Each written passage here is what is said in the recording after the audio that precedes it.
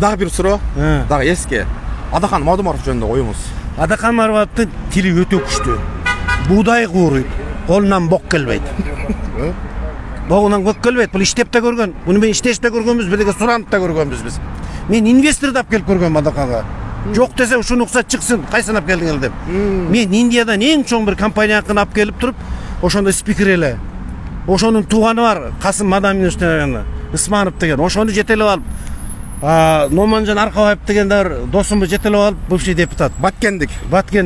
Мага үчөөбүз келдик. Мына жерде Индиядан келген, Бангладештик ошол жерде мединститут окуп аткан индустар моундай бир программаны киргизип атат. Ушуну мындайга барсаң талап жеп салат экен. Ушуну жардам берип неметпейлиби? Эки проектini коюп атат десем, чийт түкүрүп мынантип текеберленип жолотпой койгон бизди. Алып колунан бок келбейт, жөн эле сүйлөй берет болду. Значит, текебер деген чынында эле текеберчилик бар экен да Адахан Мадумаров. Адахан менен барып сүйлөшсөң деле текеберлигин көрсөтөт. Жөн эле сүйлөп, салам алейкум десең, алейкум саламынан кийинкиси текебер аныкы. Рахмат чоң.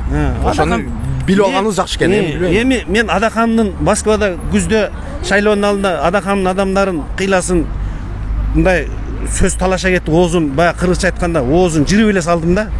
Бирок ошолорго, ошол байкуштарга жалко да Адаханга түшүнбөй ээрчип алган. Ошондой эле Бабанчик дээрчигендей, Асылбек дээрчигендей сөздү алып ээрчи берет да. Буларың эмне? Махатка Ганди эле чындыкты сүйлөп барын ээрчитип кеткидей. Бизде бүт эле аферист да. Аферист Кыргызстан болгондон бери күйүп пышкан бир эле Исхак Разаков болгон. Бүттү, андан кийинкиси бири да пайдап келген жок.